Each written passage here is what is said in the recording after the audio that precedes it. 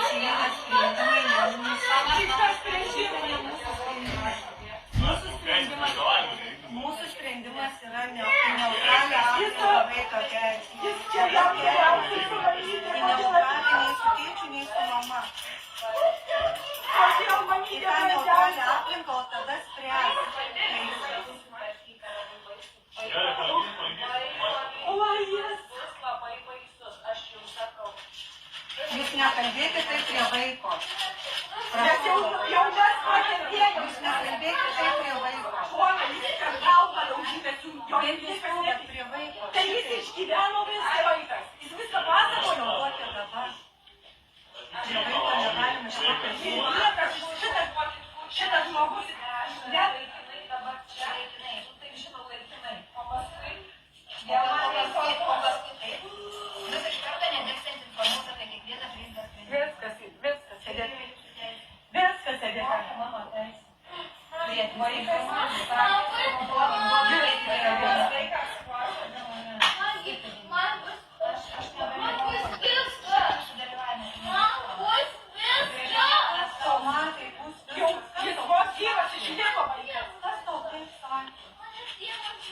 Tai dabar ne pas tėvą važiuojam. Dabar važiuojam kitur, kur sako. Dabar, o paskui bus kiti sprendimai. O kiti? Nežinau. Nežinau, jums viską parašyti.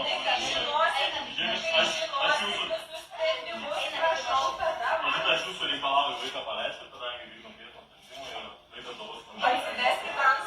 Aš jūsų kaip uniformuotas pareigūnas reikalauju vaiką paleisti.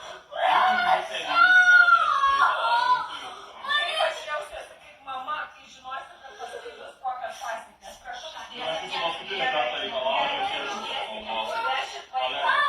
Jums jau atsakė visus klausimus. Neatsakė. Dabar vaikas į pavardę. Kur mano vaikas atsidurs galutinai? Dabar laikinai aišku. Būsit informuota. Ne, man dabar reikia. Mes Aš nežinom, turiu kaip toliau žinoti, kur bus. aš atiduodu Taip, savo kaip tada vaiką. Į neutralią aplinką. Aš esu čia.